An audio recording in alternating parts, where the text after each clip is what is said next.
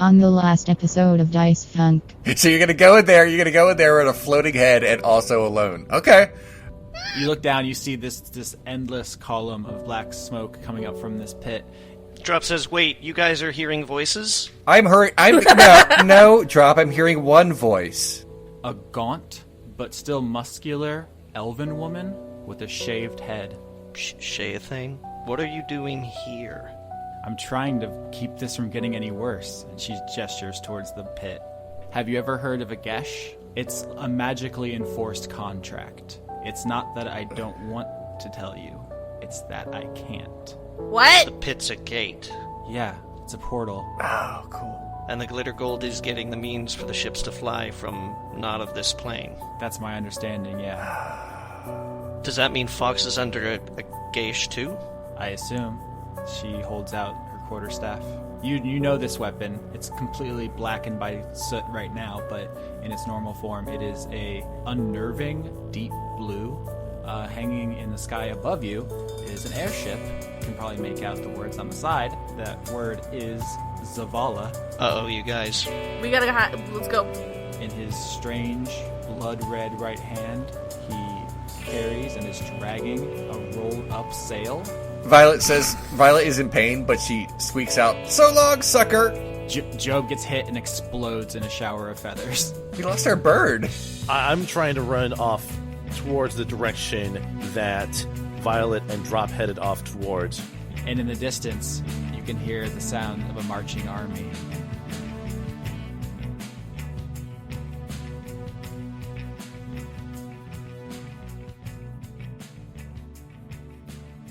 So the last episode of Dice Funk was, I believe, what scholars call a breather episode. It was mostly talking, exposition, plot details, some of which I can tell no one particularly absorbed, but that's fine. Everyone move at your own pace. This is kind of designed with you guys in mind.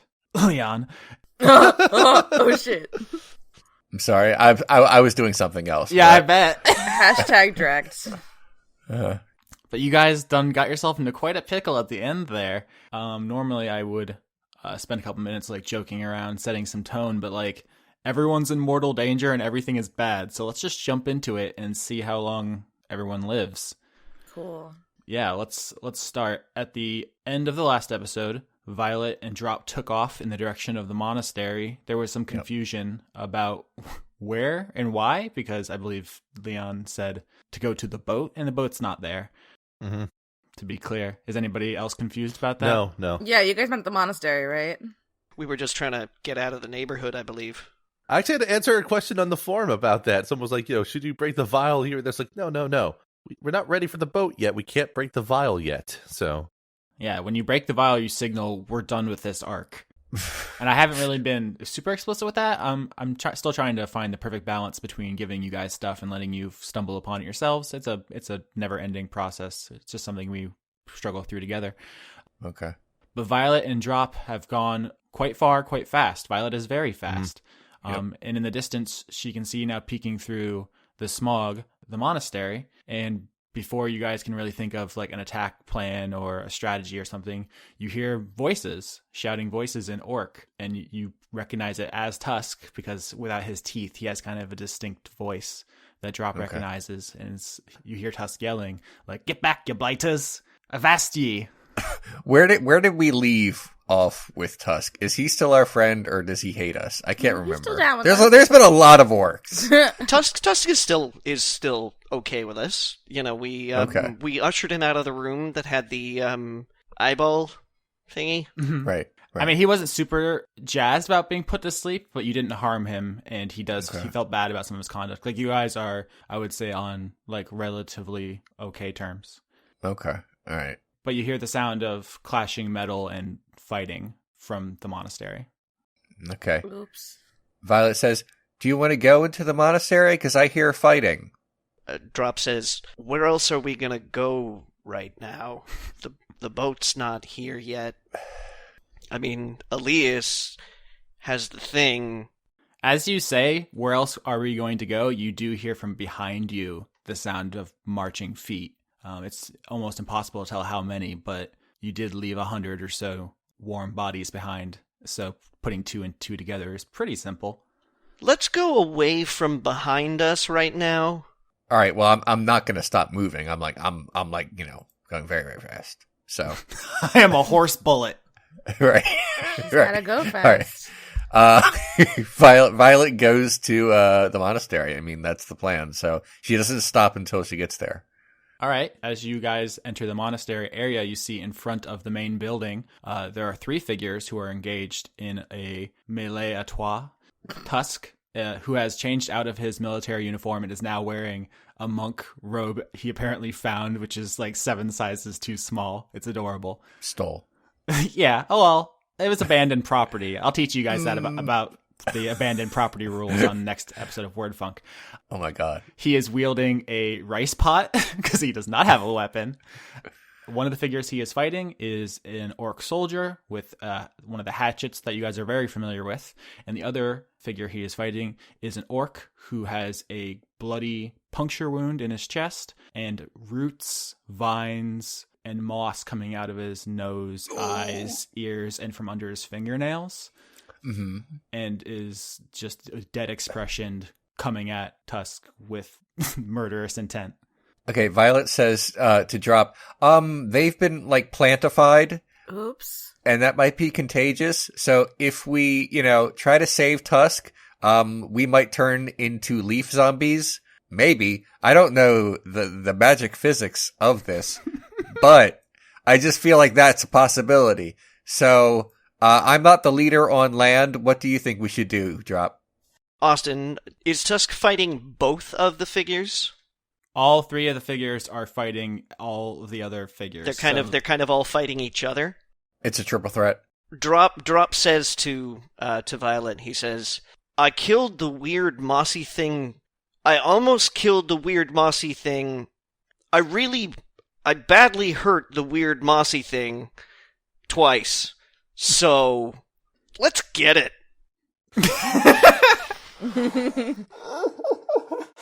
Okay, the moss orc that I'm looking at, I guess I want to kill him. So, I mean, that's apparently what we're doing. So I'm going to do a charge. I mean, he's not looking at me. He's like engaged in combat, I guess. They don't hear you coming. Okay. So advantage and just roll them bones. I'm gonna take the opportunity while the charge is being performed to also launch myself off of Violet's back. That sounds like a good idea. And also attack. You guys are both attacking the same dude? Yeah. Okay, I got a 14 to my attack. That hits. Okay, now this is always fun. All right. This episode of Leon Does Math. Yeah. 16. Damn. Yep. So is there still a point in me attacking? I mean, if you're gonna, it's just for flavor. Let's see what happens. All right. Yeah. Sure. It's a cool team attack. We're a tag team. Let's do it. Okay. Oh, God. That's a crit. This guy is going to explode. What weapon are you using to attack? I was attacking with deep blue there. All right, that's Drop's new quarterstaff. So Violet charges at let's call him the moss orc, and just stabs him through the back with her horn. He goes rigid, and then Drop comes down wielding what is currently a soot-encrusted quarterstaff. But when he smashes it across the orc's face, it blasts all of that gunk off of it. It's like a really cool slow motion. Like boxing movie effect, revealing under it just this absolutely mesmerizing blue quarterstaff. It looks like it's made of ocean. Just a really cool thing. And he basically baseball smacks the orc's head off, like a ball off a tee. And then Nice. Violet is holding up a headless body. Violet drops the body. And she says, "Yay!" Right? It was good that we did that, right? And she just looks at the head like, "Oh God, another one. What am I?" Well, I don't know if that counts as a murder because of his weird pseudo-death state. But the definitely alive orc that now sees himself outnumbered 3-1 drops his hatchet and just starts running. Okay, I'm gonna address Tusk in Orcish and tell him we have to get ready to get out of here because I might have caused a little trouble at the camp. I'm going through some things right now. By the way, Violet's doing something while he's talking. I'm just going to let him talk first. But Okay. Some bad things might be coming this way, and do you have anywhere good to escape or hide? Welcome to the understatement hour. I'm going through some stuff. Violet, what are you doing while he is talking to Tusk before I answer? Oh, Violet is chasing after the other orc to mutilate him in the back. Oh my god. That's not like a small background event like I pictured it. Like maybe you were like cleaning off your horn. No, I just didn't want to interrupt. How thoughtful. Roll that attack. You don't get advantage because he knows you're coming. No, that's fine, but I turn on rage, so, this is happening. All right, this is a murder. Since he has some distance, I guess this is charge again. And now I remember what it is. So that's good. Boop. All right. That's just damage. roll damage. No, I'm sorry. Putting the cart before the horse a little bit. Pretty there. good. It's pretty good though. Hey, horse puns. A cart appears before Violet, and she runs him down with it. Okay, I crit fail.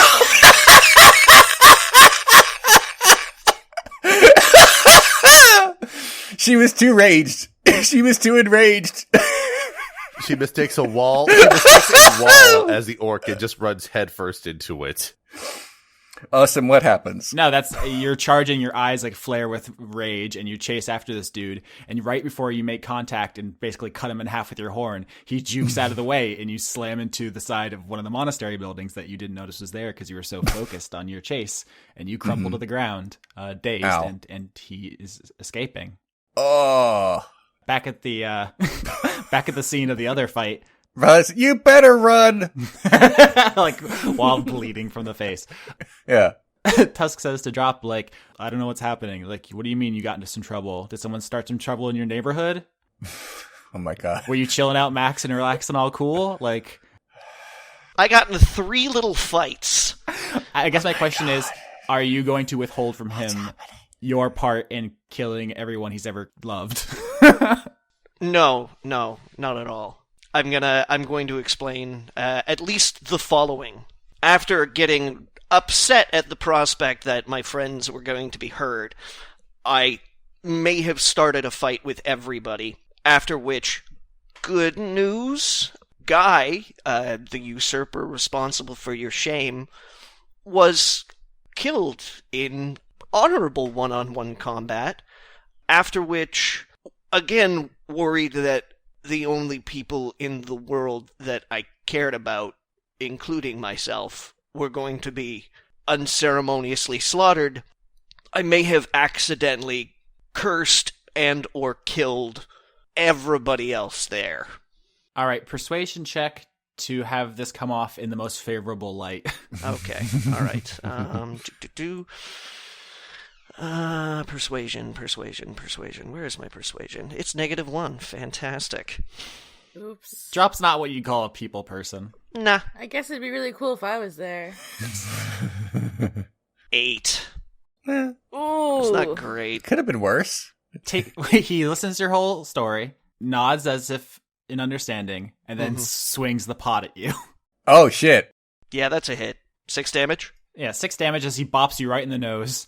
All It right. hurts like hell, but he doesn't seem to have... He's not, like, in a rage. He just was like... Violet doesn't know that. He just looks at you Yeah. after hitting you, and you guys just have a moment between you. You blew it. Drop kind of like his facade breaks for a little bit, you know. He looks a little angry for a second, and then kind of like looks around at, you know, if there's anybody around, and then he grabs at his nose and says, "Fair. Where are your small friends? I'm hoping they're on their way here." Violet sees what's happening and says, "Are we killing this orc too?" I think that's a good point to cut over to the other scene. Where last we left the, what I'm going to call a small party, SMOL. Job valiantly gave his life to let Alias and Vinny escape from Fox, and he is chasing them, but they have a good lead and he has stubby legs, so there's no chance of him catching you as you guys run off the base and into the smog. He does break off another one of the pointed parts of the barricades and toss it at Alias, but I assume you have a remedy for that particular danger. Basically, having seen/heard the sound of, what that sort of projectile sounds like, imagine if he's in the NFL listening to a quarterback putting his hand on the ball before passing, and he's waiting for that sort of audible tell that the throw's about to happen, and then instead of receiving the projectile in his face, he instead does two things. One, he does the face step while dragging Vinny along with him. Vinny gets to experience the experience of disappearing into the mist, seeing the possibly lush, well-forested, and almost home-like state of the Feywild. Mm-hmm. This is the first time Lavinia has ever seen the Feywild, which is, I imagine, a novel feeling for a dryad. But I do want to point out we've established that the Ragged Wood is like coterminous with Mithrandane. Mm. The Cascades are coterminous with Unicornucopia, right. I guess, for want of a better name. You don't know what the Tiger Mountains are coterminous with in the Feywild, but now you do, which is several thousand feet in the air above a forest. And so for the several seconds you guys leap through the Feywild, you are like flailing and spinning end over end in the sky, and it is both terrifying and exhilarating and beautiful. I said both and then named three things. That's not how grammar works, but oops. So yeah, there's that. Because he has to hold on to Vinny in the process, he doesn't have time to cast out a letter into the clear blue sky above the forest. So he mainly holds on to Vinny, yells back to her, "Hold on, this is not going to take too long." Ah! As soon as they reemerge back, 30 feet or so ahead of where they were, he continues to move in the direction that he thinks Violet and Drop would have gone, which then leads me to the next question. Alias probably trying to infer where they could have gone, because I'm not sure if he heard them saying that they were going anywhere. I think he just saw that they ran off in a direction. But I think common sense would be the monastery. Yeah, so that's a good question. I think it's pretty logical, and I'm not going to give you guys a super hard time about figuring this out, because there's only a couple areas in the Tiger Mountains that you know. So that's not the issue. What the issue is for Alias and Lavinia at this time is the orc army situation, and I would direct your attention to the map, because shit is about to get saucy. Oh, this is why I was borderline not wanting to do the Fey jump yet, but I knew it. So, as the players are now aware, there are essentially two fronts to the situation. There is Team Violence, which is Violet and Drop on one side of the orc army, and then there's Team Small, which is Lavinia and Alias on the other side. They are joined, of course, by Tusk and Fox, respectively. Okay. I have no earthly clue how you guys are going to get out of this, but I want to be very clear that the orc army between you now, you can hear them talking, which leads you to believe that they're not in the thrall of the Moss Heart, at least this main group. But because this all happened in this dense smog, you can't exactly determine their numbers, their location, their goals, and if they do catch sight of you, I think that's the ball game, son. Okay, you're gonna get jumped on by 50 to 100 dudes, and they're gonna pummel your brains out. Okay, and I don't want to be a mean killer DM, but I cannot think of any other way that goes down. All right, I have questions. Okay. You say that this giant army is between the two halves of our party right now. Mm-hmm. I'm just trying to get a mental image of that in my head. Where are they in relation to where I am right now? That is the main thing I need to know. Violet, you're at the monastery, so you can't quite see them. They're behind where you came from. Okay. So if you think about it as the two halves, you guys are on the far end of your half near the ocean where the monastery is. And the orcs are pretty far away from you at the 50-yard line, the midpoint. So you're not in any danger of being spotted immediately. All these sports references, I'm really trying to understand what you guys are talking about. Yeah. There's been at least 3. Okay. But Violet knows that they're coming because she heard them behind her. Okay. All right. So we are aware. Yeah. And Tusk tells you guys, I guess if you ask, that he was chilling at the monastery and one of the moss orcs ran up and started attacking him. And then that other orc, apparently chasing the moss one, showed up. So you get the sense it's kind of like a search and destroy mission that the living orcs are doing to hunt down the last of the plant dudes who killed their friends. Right. Okay. Now, I must know the monastery pretty well, though. Like the back of your hand. Is there anywhere in the monastery that I can think of that would serve as a either good place to barricade ourselves in or hide? That's a good question. I would say it's kind of a Spartan thing, so they're not replete with like secret passageways, but you could definitely bar the one entrance to like the training temple part, since there's kind of just the area where you go in, and then there's the 4 walls surrounding it. So if you could block that off, you'd have a pretty good shot of not being in immediate danger. Okay, then I'm going to suggest to Violet and Tusk that we take that course of action. Okay. Violet just assumes that this is the best course of action because she can't think of anything better. My idea, which was terrible, was that the other 2 members of our missing party could draw the airship to us, and then we can get on the airship and either fly it away or just crash it into the army as a distraction / murder. I love your imagination, Leon, because I was playing Thanks. this scenario through my head, and I thought of like 4 or 5 different ways this could possibly end in everyone living. And like, you guys named just like 2 things I never even thought of. Great. I guess that's probably not going to be doable. Unless we all like get on each other's shoulders and form like a ladder.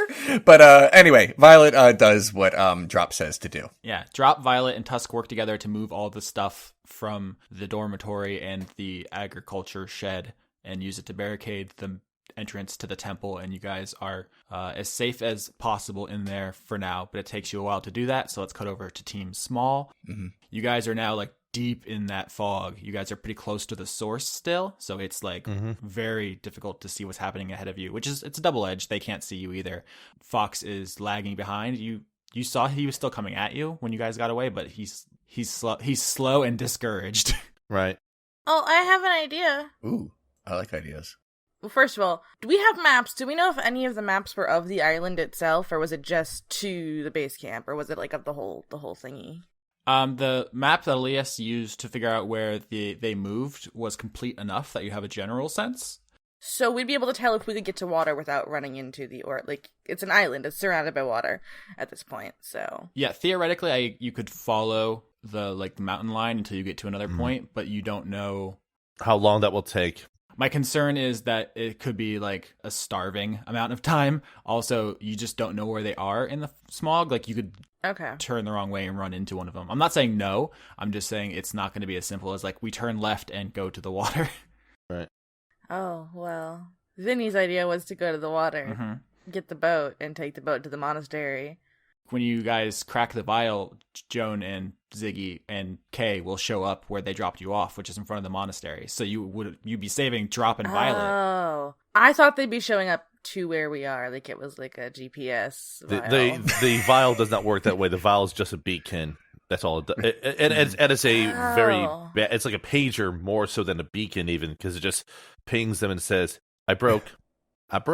Never mind, my idea is dumb. There are higher level spells, which would make this much simpler, like sending.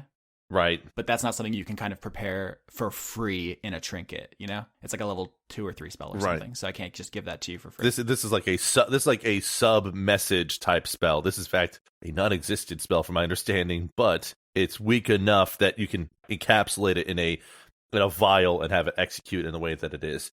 By the way, the vial is still around Elias's neck, so not broken.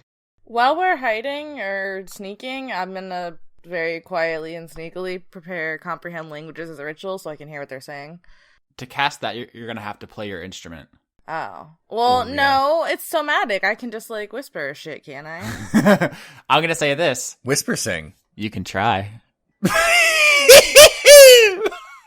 I'll trust you one bit. I'm just going to, Alias, have Vinny sort of piggyback on him to make it easier for him to move around with her and to hide.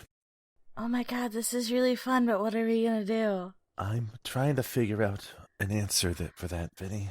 I had an idea, but it was really dumb. I'm sure it wasn't that dumb. I'm like basically at this point, Alias is just sort of trying to lay low, listen as well as he can, and hide at the same time. So that's all he's doing for now. That's totally legitimate. If you just want to wait for the army to pass, and just kind of chill in the smog, totally legit. Do you want me to roll stealth for that at all, or no? I'm going to say no, not because it's not a good idea, but because it would be redundant with the smog covering you. Like, they could not find you. They could stumble upon you, but... Right. As long as I'm not making obvious noises, I'm not detectable anyway. So you guys get to a point where you're like, all right, we're in a pincer. situation. Let's just chill. Let's just be like two little Fonzies.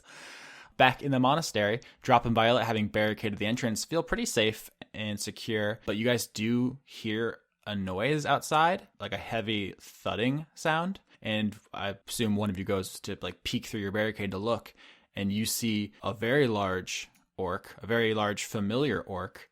Oh, shit. With 2 ceremonial swords and a broken in half battle axe. And you say, Austin, how can he wield all 3 of those weapons simultaneously? And I will tell you, it's because he's holding the battle axe 2-handed in his orc hands, and he's holding the 2 ceremonial short swords in vines, which have burst from his chest. I was hoping that he was just a good juggler. I was hoping he was holding the battle axe with his teeth. That would be pretty sweet, although you did bust a bunch of those boys out. So they can't be broken anymore, right? This character does not have a name, and now that he has been turned, you'll never know his name or his backstory or his wants and desires. He was a complex man who contained multitudes. But if anyone is trying to do like a wiki or any kind of official reckoning of these character names, his canon name is, of course, Smash Mouth. How about you go suck a dick? Does that mean that Drop recoils from the entrance and says, "Somebody once told me the world was gonna roll me"? I can't take credit for that joke. That was Count Druncula on the forums who dropped that gem on us. But yeah, you guys jacked his grill up, so he is Smash Mouth as far as anyone outside the game is concerned. Okay. But he is stalking around out there. The thumping sound appears to be half of the body of the orc that escaped, that Violet chased and got away. Cool. And he has brought like the top half of it with him and just dropped it in front of the yard, and it's just like skulking around. Not mindlessly, but apparently only possessed of a bestial intelligence now. Mm-hmm. All right. I'm going to retreat to an area of the safe zone and kind of gesture to Tusk and Violet to be like, come over here and talk to me quietly. Okay. I'm going to relay the information of what's stomping around outside. Then I'm also going to turn to Tusk and say, you know, Tusk, you don't necessarily have to stay with us. I wanted to offer you a way out on the ship, but if you can make it back to your army, they may not have a problem with you. You weren't even seen with us. What are you guys... I'm not even doing his accent. Like, what are you guys doing? Like, what is your mission on the ship? I don't understand what all of you are even trying to accomplish. We've been trying to either escape Lorelei, but recent information may have come into our possession that might not be possible, which means that maybe we're gonna try and stop what's happening here, or maybe I'm just gonna finally go crazy completely. If there's a chance that you guys can stop what's happening, then I want in on it. That's the way I can do the most good for my people. Drop looks concerned for a second and says, and if I do go crazy. And if you do go crazy... ... I'll send you back to your god, I guess. That's a start. Oh. Is there more? Now, what should we... if we go out there, there's a chance that we could attract the entire army, but I'm gonna go ahead and guess that where they are right now is making it difficult for Alias and Vinny to get back here, so that might just be the distraction that they need. I'm the fastest. So I like, if you need someone to go out there and distract them and potentially not die, I'm your unicorn. I mean, does that not make sense? But the big guy that's immediately outside. Mm-hmm. The one who... And Drop looks at his knuckle and goes, ew, and like picks a little bit of teeth out. Okay. That's been there for like a day and a half. And then kind of like gestures at his hand and goes, that one. Oh yeah, I didn't even like take into consideration that you guys like have all the history between Drop and this character. Like, this is coming together crazy good. All right, so what do you want me to do exactly? All right, if you guys still need some time to think, we'll cut back over to Small Party, who is chilling in the smog. And while you guys are just kind of minding your own business, trying to keep a low profile, you do see a number of feet away, Fox, the slow, defeated gait, come up to about how close to the army you guys got. And he stops and just looks. It's frustrated, but it's also just like Mondays, am I right? He just wants to eat lasagna. He's not Garfield. We cannot. If we go down the Garfield road, there's no returning. Isn't he wearing a big red coat? You can't do this to me. You cannot do this to me. He's Garfield. He like kneels down and just like punches the ground and just looks heartbroken. Oh. Vinny didn't say that because she'll want to die. You see him. He does not see you.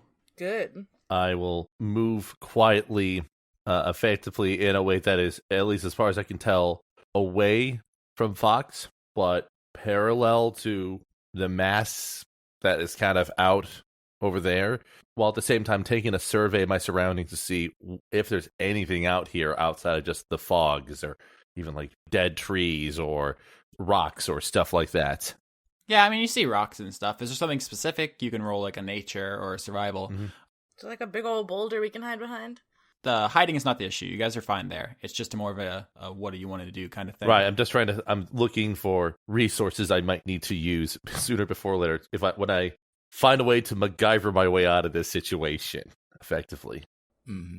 All right. If you guys aren't going to do anything with him, after a while, he does like turn around and slunk back towards the military base. Vinny's going to whisper in Elise's ear. Nice. Both teams are at a point where I'm waiting for your guys' plans, so chime up when you're ready. This is very tense. Basically, Violet just asked Drop, what exactly would you like me to do? Drop says, if I go out there and face this guy on my own, I don't think I'm walking away from it. Right. If you and I go out there together, Mm-hmm. we might have a chance against him, but the noise will attract the army. Yeah, there's a bunch of them. If we can attract the army, we might make things easier for our friends. And then maybe you and I can get away, but that would be a tall order. Well, I don't have any better ideas. Austin, Violet does hear other people, but can she tell like a general idea of how far away these guys are? Like, are we going to be able to get in some shots in before an entire army swarms us? Yeah, you remember you guys slobber knockered that one orc without drawing any attention. Okay. You actually don't think it's going to be too much of a problem unless somebody deliberately does it. You don't know what his plan is. Right. Like, real fights are actually kind of quiet. Like, the sound of punching and stabbing is surprisingly understated in real life. Yeah. Well, screaming. I don't know. There is that. All right. Violet says, I'm down to kill another orc. Tusk is right there. Tusk asks for a weapon. He says he wants to put this guy down. All right, I'm going to draw my short sword and kind of like, point it in his direction and ask, will that do? That'll do nicely. Violet looks concerned. So, shall we pick our moment then, people? Or should we just run out there and take what we get? If we run, I get better damage. So let's do that. Do you want to take a charge, blast through the barricade into him like a horse tornado? We're going to open it carefully, and then she's going to run. She's not going to break anything. All right. At this point, whenever you guys are ready, just start rolling. Oh, for initiative? Initiative? Yeah. Okay. I get +1, which is not a lot, but it's something. 17. 14, which is, it's all right. The 2 orcs go, and then Drop, and then Violet last. Well, Violet does definitely get the first round if she charges out there to start the fight. Oh, okay. Well, never mind. Then cool. Then I'll do that. Oh, not good. It's bad. No. It's real bad. It's 9. So you guys knock the barrier down. Violet jumps over it and charges at Smash Mouth, who basically does like a bullfighter Olay out of the way. I don't know what the proper term for that is, but you do not hit him, and he takes a swing at you with the battle axe. He has so many weapons, guys. I know. Violet might die. This is not great for you. I Honestly. know. 23. Oh! Oh! 23. Oh, heck. It's not good. Oh, heck. And I came into this fight with like half my HP, so. Mm-hmm. Ooh. Oh, okay. Well, That's not terrible. That hurts, but she's down to 11, which is still, something. She's in it. He's actually going to swing. Actually, I'm an idiot. I was going to roll all three of it because he has a battle axe and 2 swords. So I'm just going to roll them all at once from now on. Okay. Wait, what just happened? I rolled twice. Okay, so the first one's a hit and the second one's a botch. So you get hit by one of the ceremonial short swords and the other one actually slips out of his slimy vine grasp and goes flying. Good. Okay. So I only got hit once, is what you're saying. No. Oh, the one. What is the You're other? down to 2 health. What is my other? Oh, so I got 9 damage. More damage. Yes. Okay, I'm sorry. There was a bunch of dice. Mm-hmm. All right, so I'm at 2. That's not great. Johnny's turn. He does have one less weapon than when this started, though. I know.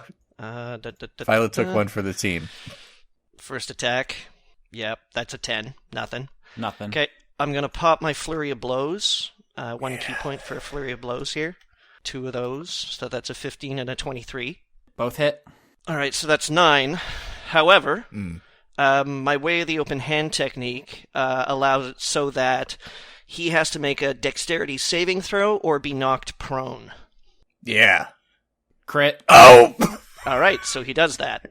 He stands so good. He just no-sells it like The Undertaker. The only wrestling reference I know. Thank you.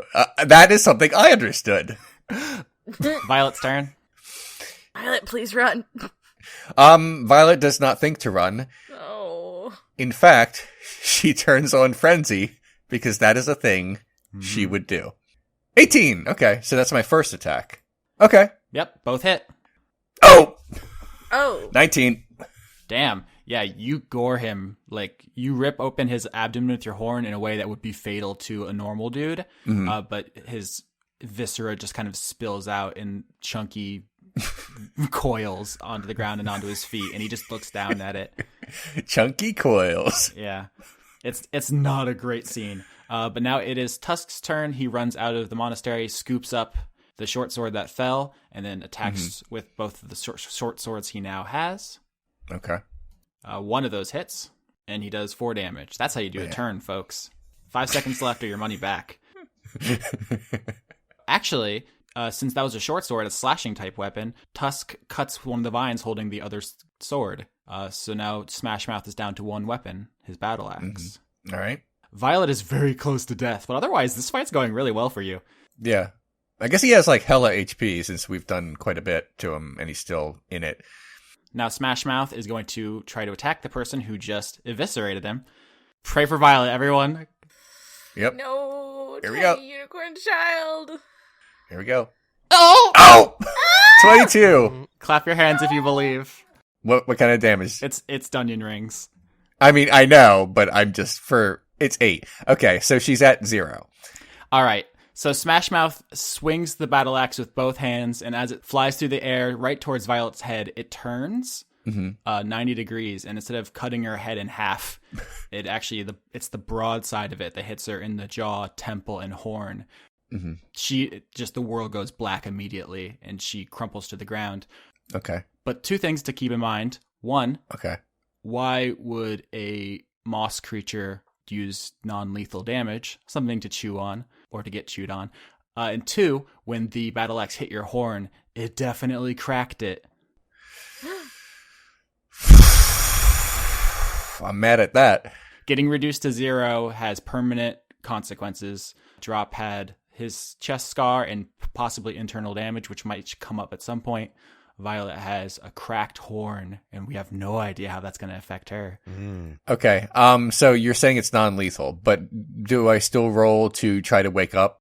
Because you're reduced to 0 Go to hit sleep. points, not to negative hit points. Therefore, you're just incapacitated. I was definitely reduced to negative hit That's points. not but how okay. the rules work. Johnny? It's my turn, right? Mm-hmm. Okay, well, I think seeing that, Drop might flip out a little bit. Oh, That sounds like him. because he doesn't know I'm still alive. So he's just gonna make that shrieking noise that he's kind of been making for the whole show so far. Once he sees Violet get domed, and is I guess going to probably not attack, but probably rush to Violet's side, Oh, and check on Violet, still while making that really unsettling high pitched like shrieking noise. Do you want a medicine check?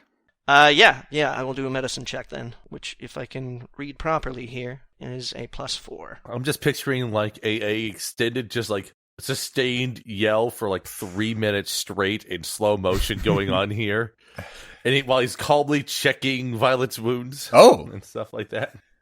You know that Violet is unconscious, obviously not dead. You know that she is not in any further danger unless someone like coup de grace her. Mm-hmm. You know that her horn is cracked, and you like see in the crack. I don't know if you're expecting like blood or something. You don't see that, but you think maybe you see like a spark of magic or electricity in there, but then you don't see it again, so you're not sure if your eyes are playing tricks on you.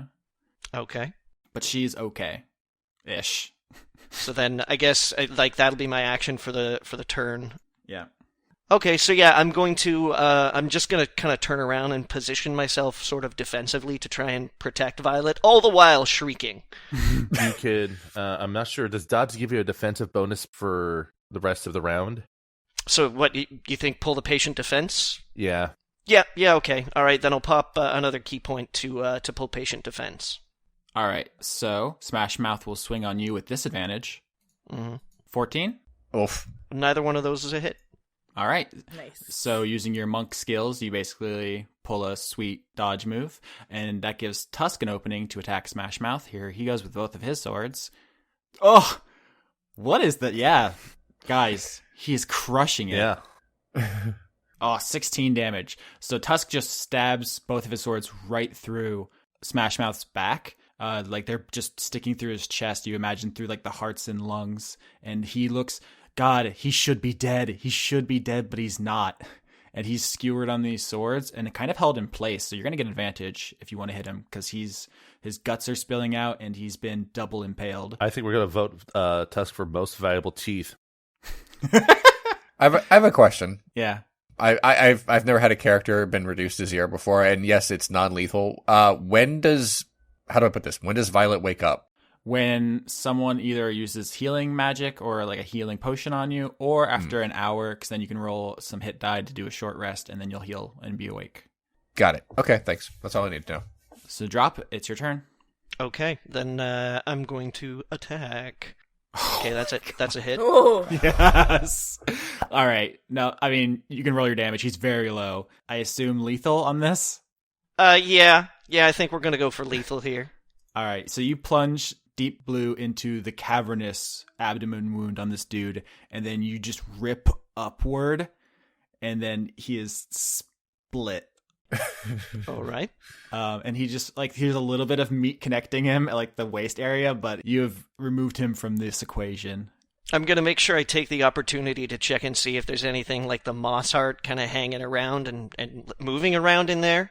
Ooh, that's a really good thought. I'm not going to make you roll for that because like, I don't want it to surprise me. Yeah. No, that's a really, really good thought. I like that a lot. You don't see it, and it's not your understanding that it chills out in its victims usually. Obviously, if you're thinking about Sherry, like, good thinking. Keep that in mind. I love it. But you do not find it in him.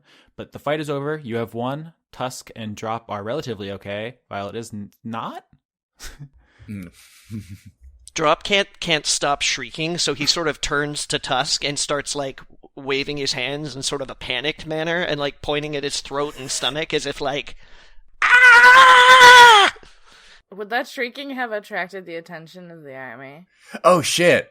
Tusk definitely looks worried about that, and he first... he, like, looks around, like, what do I do? What do I do? And then he just puts his hand in your mouth. I like that line there. Just he puts his hand in your mouth, not over in the mouth. Yeah, definitely. He doesn't understand like what the proper etiquette is here, so he just puts his hand in your mouth, and you both like stop and like listen, and you hear the marching army. You hear yelling in Orc. After like a couple of like moments of very tense silence between you, you don't get the sense that they're on their way over to just curb stomp you to death. All right. So Tusk is definitely going to take both of the ceremonial short swords for himself now. He gives your sword back, but now he is pimping. If we're going to cut back to Team Small, are you guys doing anything in particular besides chilling? You know how, like, when a dog senses a squirrel in the woods? Mm-hmm. Vinny does that with her head and it's like, Violet's in danger. Gotta protect the horse. Beautiful horse. Vinny's like vibrating on his back, like, gotta save the horse.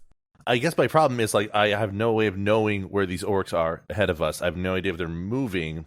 That's by design because there's so much uncertainty in this smog. You could say like, well, I want to sneak through them. I'll roll stealth. But like, Yeah. the success is You don't know where they are. the success is you get through. The failure is you need to roll a new character. You die. I mean, Elias is not familiar with some things around here, but he's not stupid. I can't go in the direction of where I think the orcs are. All I can do is either move parallel to them as well as I can to see if there's an opening some way, or somehow make an opening, or keep an ear out for some other sort of signs. And making an opening involves making a diversion, which is hard when line of sight is a difficult thing for these guys to have to deal with. So, Yeah. Am I allowed to whisper sing songs in a way that wouldn't be heard? Will you let me do that? You do you. Trust me that I won't be an asshole. I like interesting consequences. I don't like mean-spirited consequences, is my answer to that question. Right. Okay. Just don't crit fail, I guess. while she's doing that, Elias is going to conjure up Mage Hand. Oh, well, he's doing the thing I was gonna do anyway. I was gonna do Unseen Servant to do, Oh no, I was going to make a diversion while you were casting Unseen Servant. So, Gosh, we're so great.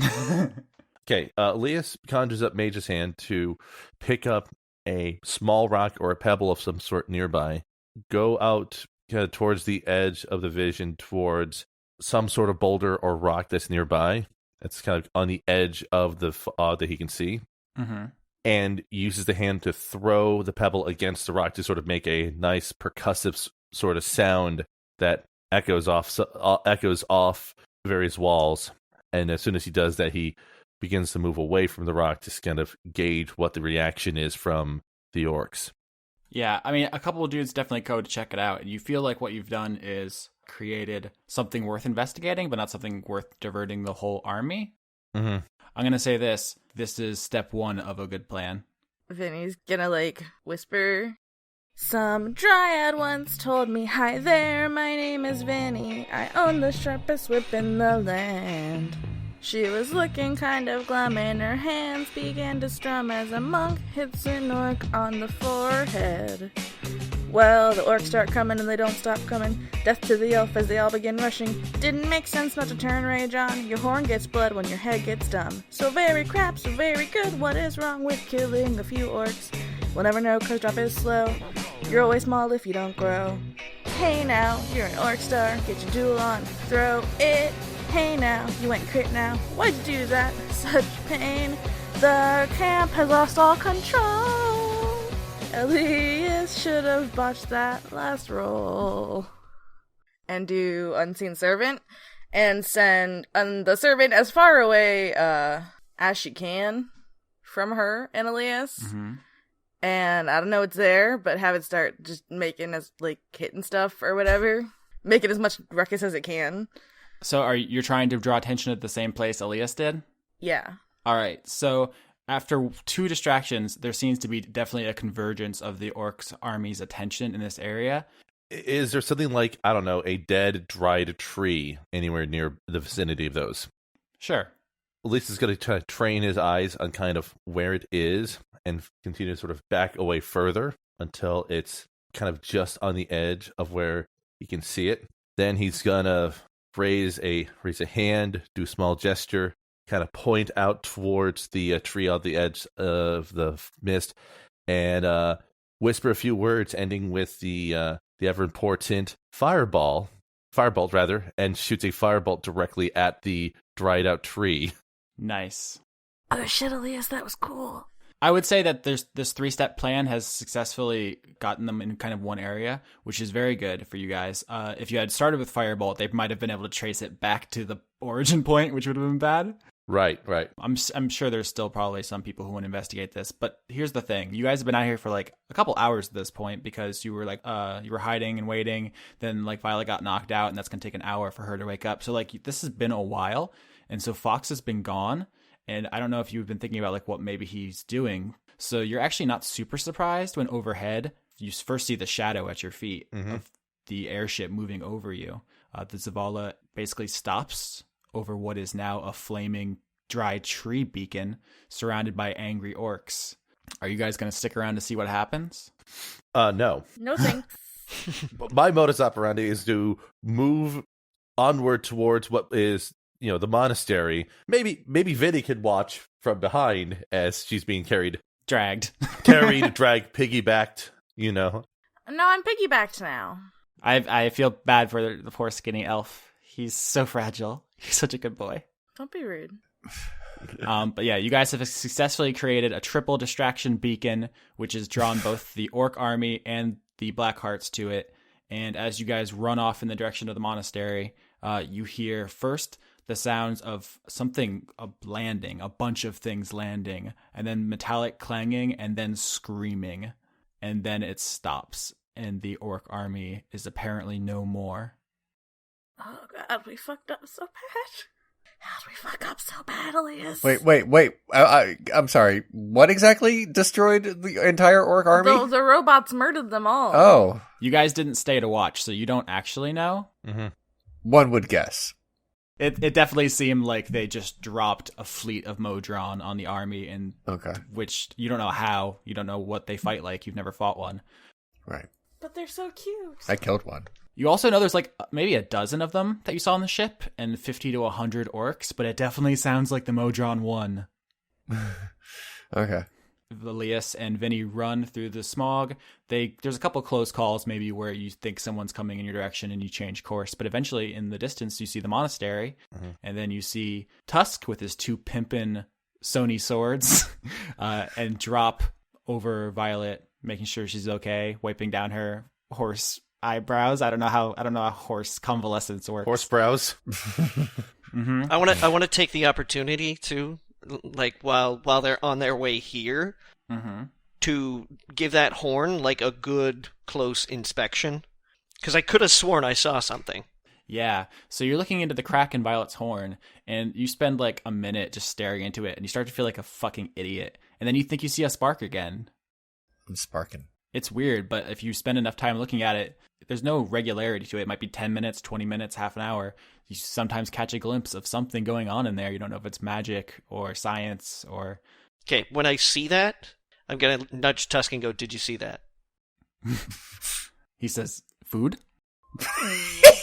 Can we eat it?" No. All right, so the team is reunited +1. If someone wants to heal Violet, that would be sweet. It's too bad that somebody's out of spell slots. Y'all are spent. This arc was a murder factory. Just throw down the thing and get us out of here. I suppose now is as good of a time as any to see your way off of here. Can I see the airship from where I am? No, it is lost in the smog. Okay. Okay, so they probably wouldn't really see us. You have no way of knowing what they can or will do. It's a big old question mark. Well, we got to get out of here. And then like Alias sort of reaches and sort of breaks the vial. All right, so you guys wait a very tense couple of hours, thinking at any moment maybe some straggler orcs or plant monsters or the Blackhearts will show up to, dunk on you and ruin your party. Before like that time passes by, I'm gonna wander over to Alias and say, "Keep an eye on her horn. You let me know if you see anything." Austin, you said that after an hour she can potentially wake up. Can I like roll for that or whatever? Yep, absolutely. You can roll a hit dice to regain some health, and then you will wake up and pull yourself to your feet. Yeah, like Alias just sort of like says, sure. What should I be looking for?" Vinny's been petting her the whole time, by the way. You'll know it when you see it. Violet jumps up and says, "I'm back, bitches." You have 13 health because of your con modifier, by the way. Nice. All right. Violet says, "Okay, what happened?" And I just assume everyone informs her. Did she not roll Song of Rest too? You can. Do you want to sing a song? We're gonna sleep on the boat. I mean, on our way to the next place. So let's not waste anything else. You never know what's gonna happen. That's true. Also, I just like making Lauren sing. I did have one in my pocket. Yeah. Is it good? I think it's good. Don't keep us in suspense. Okay. Oh god. He's a froggy wizard. It has to be a trick. He's a froggy wizard. He's got such a supple stick. How does he do it?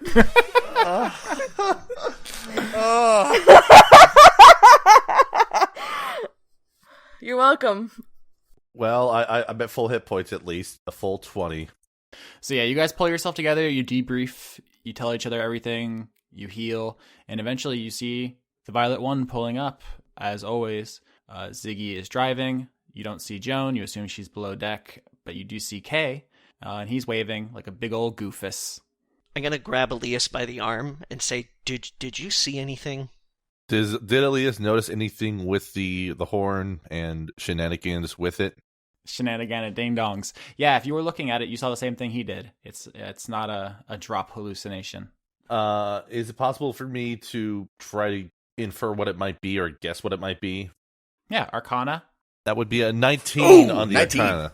It's hella good. That's about as good as anyone can do. Elias, you understand that unicorns are magical beasts. They're inherently magical, and that Violet's magic was taken from her, but also you know that she seems to have started to gain some of it back. Remember, she got her poison immunity back, so you think there was maybe some kind of process by which Violet was getting better, but you think that the horn cracked has short-circuited that, and so progress on her recovery is now stopped. She's going to need a firmware update and possibly some new capacitors in that horn, or else she's not going to make it. Or at least she's not going to get any more unicorny. She might be stuck as just an unpoisonable horse. Fortunately, the next version of Unicorn OS should come by, and with that, will allow her to have proper text-to-speech functionalities. Possibly. We can only hope. Elias actually says to Drops, like, yes, Drop, I do see that, and I'm not going to ask how it happened, because I'm sure the answer is not good. There's a headless orc and an orc nearly split in half, Come on. 10 feet away from you guys. Vinny's crying, going, "What did you do?" All I can say is that it might cause some complications going forward. But you saw it, right? Yes, oh yes, absolutely. Oh, okay, good. So you guys going to get on board the Violet One?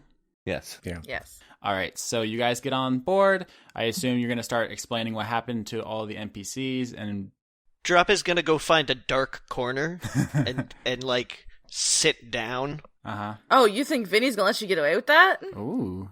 Okay, so we're going to do the level up scenes, I guess, at the All right. beginning of next episode, probably. But a couple things do happen. One is Elias goes below deck to check on Joan, and you see her making another one of the vials. You've never actually seen the process. Like, first time she just handed it to you, and the second time you got there when she was, like, done. But this time you see her, like, mid-process, and she has a small knife that she has cut her hand with. And you now understand that the red liquid inside the vials is her blood. And as she sees you enter the room, she does like a quick spell to heal the cut, and she stops up the vial and hands it to you. I'm not sure if our efforts on the mountain were as fruitful as we hoped. Yeah, you guys debrief, and she basically says, like, so you didn't gain the support of the orc army, you didn't really get any useful intel on the Blackhearts, or stop their operations, or gain any materials to make the ship fly, you didn't leverage the intelligence assets of the army, you didn't get any treasure. She's like, it goes from disappointment to, like, amusement. But she does want to know where you plan on heading next, because as she's told you several times, the remaining places are Mykonos and the Cascades, and you know that Mykonos is the home to like the richest people in the region, so if there's anywhere to get money in support, it'll be there, and that the Cascades is where the Blackhearts take glitter gold prisoners, and if you want any information on how to make ships fly, the engineers who have been captured are second to none on those terms. And she's kind of like incredulous that you guys didn't go there first and instead stopped to see Vinny's family, who have no strategic value, and then went and got lost in the mountains. I think Stab Daddy's pretty strategically valuable. Yeah. He's important for morale, but when she said like we need to make the ship fly, so we got to get information and equipment, but you don't know what equipment, so probably want information first. I don't know. She's just perplexed by your methods, and I think that... We are too. So, the questions are, where are you going? She tells you that she has a contact in Mykonos in the police department, which might help you out. She doesn't know anybody who might help you out in the Cascades, though, because she's an exile. So she has no idea what's going on there. Okay. Violet says, I'm the captain when we're on the ship, so I say that we go to Mykonos. And then she starts pressing buttons. Okay. The fake buttons that were installed just to make Violet feel better. Yes, those. Amazing. The very same. So, my dudes, is there anything anybody wants to do or talk about Yes. before this ends? All right. Yes. Vinny's gonna stick her head down where Alias and Joan are and scream, "Family meeting!" And then I'm going upstairs and I'm gonna scream, "Family meeting! Everyone get here right now!" All right. So, are you guys having this meeting around Violet so she can drive and participate? Yes. Yeah. By the way, she's up on her hind legs as usual, on the wheel, like kind of steering. It's the worst, and I hate it. She looks so happy when she's doing it, and also like more competent than usual. It's literally her greatest skill besides killing people in the back. Clearly. Tusk is going around introducing himself to everyone and trying to eat all your guys' food. So that's a thing. Oh, I don't like that. Well, Joan can just make more. We've established this. Anyway, Vinny's gonna cross her arms and look really mad. And be like, "We need to talk about everything that just happened. That was not okay. What the fuck?" What part? All of it! The whole thing, Violet, the whole thing! You have a crack in your horn. That's not good. I do? That's no good. Did no one tell me about this? Wait, what's going on with my horn? I literally can't see it. My eyes don't It's go okay. that way. Matt! Violet, drive. I'm gonna, but someone needs to tell me what's going on with my horn. It's cracked. We'll talk about it later. Alright. Alias, you actually did good. I'm not mad at you. I'm not mad at you guys. I'm just really disappointed. What did I do specifically? What you guys stabbing while the murder? It's not okay. They were our enemies, and we needed to crush them beneath our hooves. Did you, though? As is the unicorn way. No. Guy was so nice. Wait, Why did you- who did I kill that was nice? I feel like I only killed the worst people. You definitely fatally killed an orc in what was kind of just a training exercise to prove the skill of the combatants. Oh, Yeah. oh, that! No, orcs are all evil. It says so in the monster manual. Alias actually slaps Violet for that. I don't think you want to do that. You gonna stab me over this? Listen, Alias just looks at certainly. We have an orc on the ship. You don't say stuff like that in front of people. Slappy McPimphand for the win. Vinny's gonna say, "Both of you settle down right now!" And roll intimidation, and I rolled a 12. Don't make me turn this boat around. Violet! Oh, turn this boat. What? Violet, turn this boat around to where? Secondly, Vinny, I'm on your side. I know, but you can't just slap people that want to stab things. Accomplish nothing, fight everyone. Okay, guys. And Vinny's just gonna crumple and start crying. Oh, Vinny, I'm sorry. I'm sorry for calling everyone evil. When you're a unicorn, you just assume that you're the best one. That's fair. That's my fault, and I'm sorry. Okay. I'm not sorry about stabbing our enemies, but I am sorry. What do you mean you're not sorry about the stabbing? But I am sorry that I upset you. That part's important. Kay hugs Vinny. Okay. There. Pat, pat. I can't multitask, so I have to keep my eye on the road here. The only thing that seems perplexing is that it almost seems like the Blackheart's objective is to stop the airships in general in an effort to reverse the flooding. And that's the best I've been able to come together based on what we've heard from the people we've talked to and effectively watching their behavior and what their rationales, whatever little they say of it, seems to be. If you guys need any like lore refreshers, because I know it's kind of hard to remember details of stuff that happened like literally months ago. Yeah. Like if you're binging this as a listener, like maybe it's fresh, but for us, it could have been like 4 months. So now's a good time to ask. Yeah, the only thing that at least will add is like I forget the way you pronounce is Geish or Gish. Yeah, there's a couple different correct ones, but I say Gesh. Yeah, I guess the only thing I can presume is that all the main players involved in the Blackhearts are all operating under the same Gesh as your friend that, friend, I suppose we ran into Drop. Shay referred to getting themselves into that situation as a mistake, and then also said that the Glitter Gold had made the same mistake. So your understanding is that the Blackhearts, Shay, and someone or someones from Glitter Gold are all in this to some capacity. Vinny's gonna look at Alias and say, maybe we should ask somebody about that, Alias. We can't. Don't you, that's the problem with it. You can't directly ask. No, we should ask somebody. Oh. If they know anything. Well. And then she wiggles her tear-stained eyebrows. I don't know how the tears got up there, but they did. I mean, it'd be useful if there was somebody in this group who would understand possibly how some of these people got into this Geish, or even understand who might even be powerful enough to put people into Geish. Out of all of us here, the only one I know that has the most knowledge of the most area is, and he just glances over to Joan, like, you, Joan. Joan says that when you guys met, she offered to answer any questions you had under a zone of truth, which meant she could not lie to you, and you guys did not take her up on that. That was episode 4, I believe. She didn't say she would only do it right then. She said I could, like, as in the future, potentially do it. Which is what I'm saying now, is she's saying she, like, renews that offer and says, if you guys want to have perhaps a more in-depth conversation, then maybe the time is right for that. I think that might actually be very prudent for our current situation, and might give better insight as to what our next course of action should be. Mm-hmm. So I think the next episode is going to start with that conversation, probably. Cool. All right. 2 things. One is, if anyone's curious, Sheathane is spelled Sheithayne. And the second thing is, obviously, Joan does not like being outside, so she says, let's have this meeting downstairs in the cabin. You guys can fill Violet in later. Yep. And as you guys file away to go have that conversation to start the next episode, Kay kind of lingers behind and, without anybody noticing, grabs Drop and kind of pulls him aside.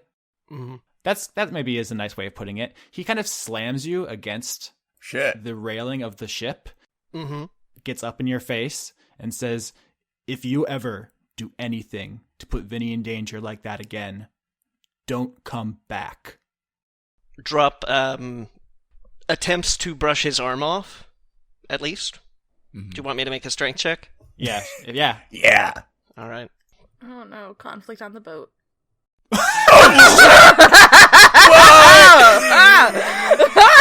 All right, Johnny rolled 19, which is hella good, but Austin crit! And rolled a 20. Yeah, you try to push past him. He just lifts you up off your feet. Oh, I wasn't trying to push past him. I was just trying to get his hands off me. Yeah, and I'm saying he overreacts. Grabs you by the front of your tunic and just kind of drags you up. Basically, he is getting into a position where he could just toss you off the boat if he felt like it. Can Violet see this? No, this is like they took the stairs down to the front deck as if they were going to go below, but they pulled him aside. Okay, you're on your own. He says, I will take you out myself if I have to. Drop says to Kay, your daughter's been dead a long time. Oh my god.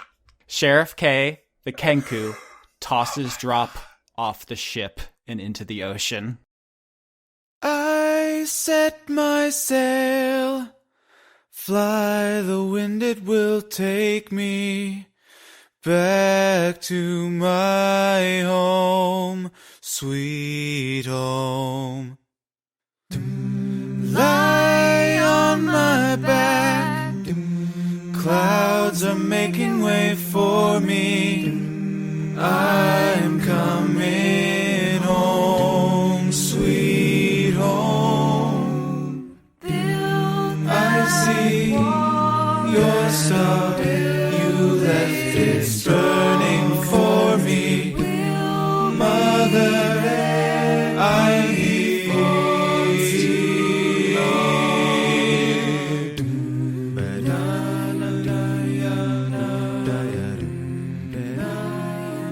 I'd like to thank Overclock Select Remix for our theme songs, which include Tears and Rain, an arrangement of Seattle from Deus Ex Invisible War, All Star by Smash Mouth, and Acapella, an arrangement of Setting Sail Coming Home from Bastion.